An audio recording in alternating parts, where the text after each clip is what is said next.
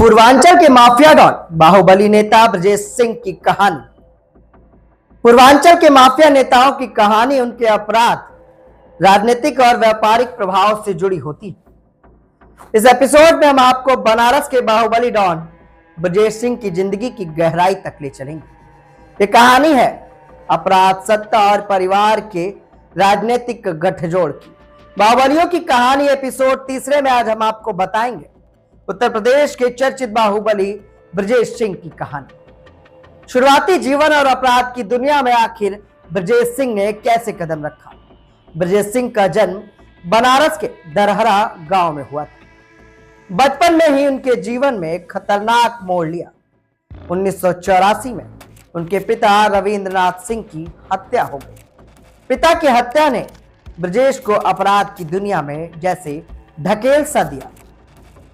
ब्रजेश उस समय बीएससी की पढ़ाई कर रहे थे और स्कूल में अच्छे नंबरों के छात्रों में उनकी गिनती होती थी, लेकिन पिता की हत्या का बदला लेने की भावना ने उन्हें अपराध की दुनिया में लाकर खड़ा कर दिया। ब्रजेश सिंह आज उत्तर प्रदेश में बाहुबलियों में गिनती होती है, यहां तक कि वो एमएलसी भी हैं। अपराध की दुनिया में ब्रजेश सिंह का पहला कदम 1985 में पड़ा।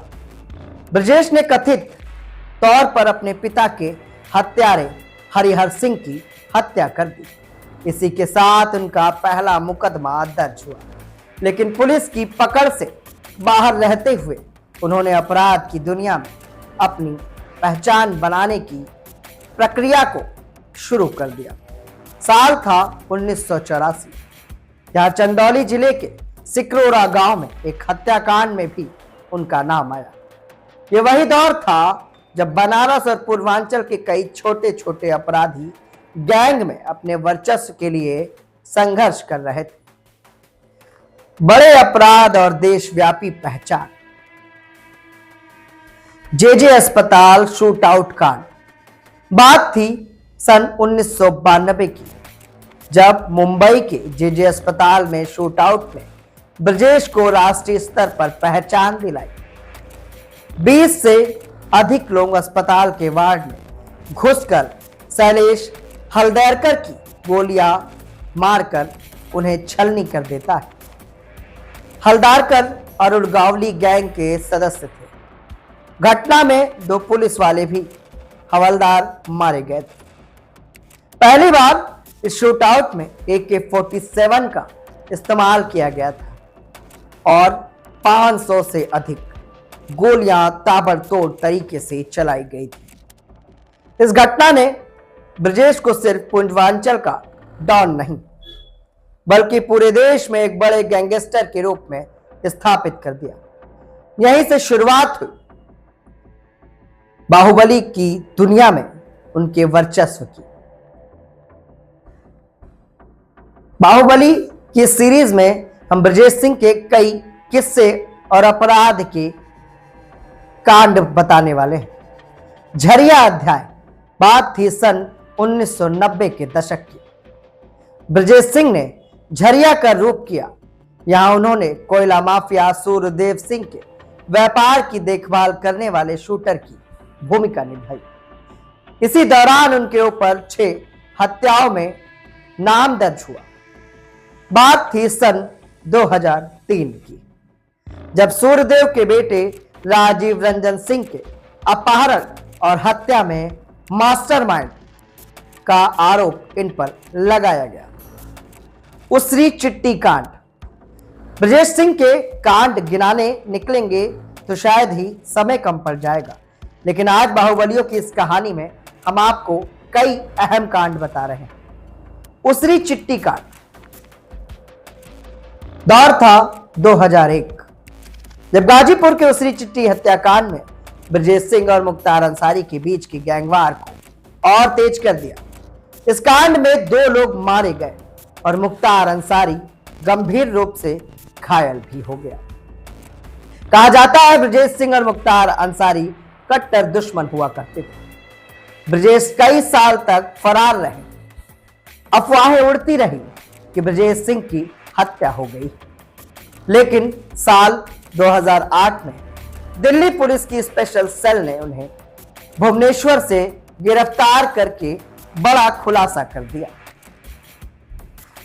बाहुबली और माफिया रहने के दौरान उन्हें राजनीति में प्रवेश करने की जरूरत पड़ी, क्योंकि राजनीति एक अहम बचाव है माफिया और बाहुबलियों के लिए। जैसे मुख्तार अंसारी विधायक हुआ करते थे, अतीक अहमद सांसद।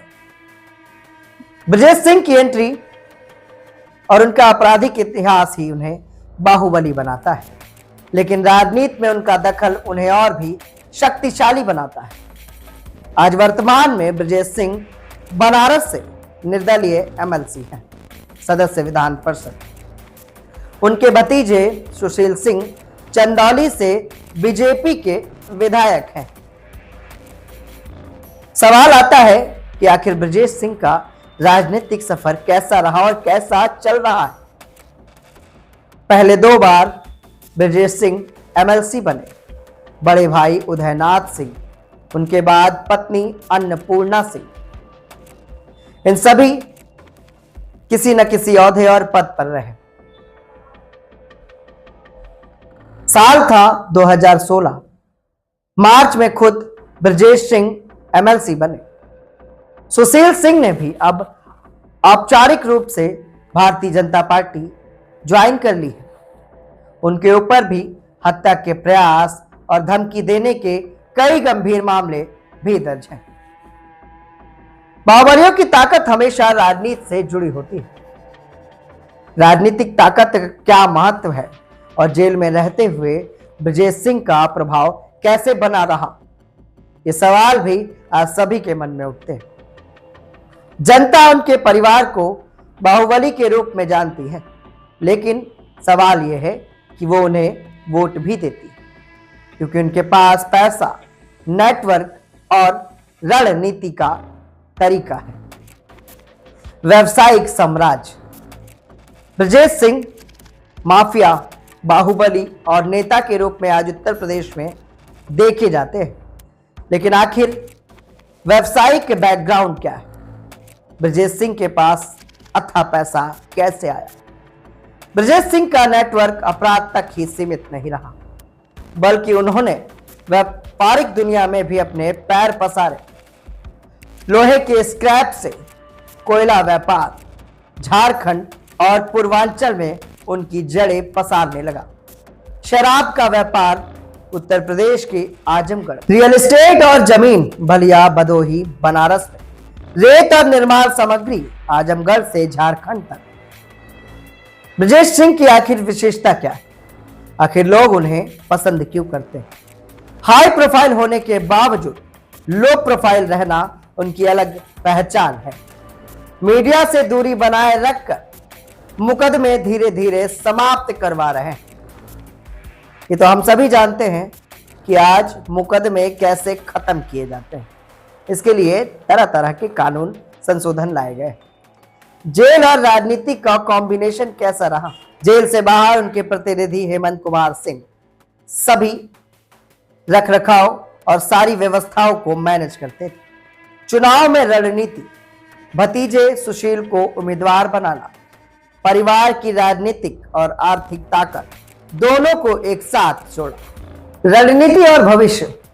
हेमंत कुमार सिंह के अनुसार परिस्थितियां इंसान को अपराधी बना देती। राजनीति में जब तक कोई पैसा लगा सकता है और तभी तक वो जीत सकता है, तब तक सब कुछ ठीक रहता है। बाहुबलियों होने का टैग बस वही लोग लगाते हैं जो विरोधी हैं। जनता सब समझती है और उन्हें वोट देती है। ब्रजेश और सुशील का गठजोड़ पूर्वांचल में बाहुबली, राजनीति और व्यापार स्ट्रेटेजिक कॉम्बिनेशन बन चुका है। जेल से बाहर आने के बाद ब्रजेश की योजना सांसद का चुनाव लड़ने की भी है। जमीन, रेत, कोयला और अन्य संसाधनों पर कब्जा मजबूत करना इनकी पहली प्राथमिकता है। राजनीति और अपराध, व्यापार का संगम उन्हें क्षेत्र में असाधारण ताकत देता है। ब्रजेश सिंह की कहानी केवल अपराध या राजनीति की नहीं, यह पूर्वांचल में बाहुबली नेताओं की कुशल रणनीति, पारिवारिक गठजोड़ और व्यापारिक नेटवर्क की जीवंत कहानी है। ब्रजेश सिंह आज उत्तर प्रदेश के बनारस से एमएलसी है और सोशल मीडिया पर वायरल भी है। यह एपिसोड दर्शाता है कि कैसे अपराध, राजनीति और व्यापार का संगम किसी नेता को स्थानीय और राष्ट्रीय स्तर पर शक्तिशाली बना सकता है। बाहुबलियों की कहानी में हम आपको इसी तरह से बाहुबलियों की हर कहानी सुनाएंगे और बताएंगे उनके अपराध की वो दास्तां जिससे आज वो अपराध की दुनिया में एक नाम बन चुके हैं। क्या आप भी कर रहे हैं कुछ खास? क्या आप भी ला रहे हैं समाज में परिवर्तन? क्या आपने भी हासिल की है उपलब्धियां? तो हमारे ताजा तरीन शो पॉडकास्ट में आप बन सकते हैं गेस्ट और बता सकते हैं अपनी जीवन यात्रा।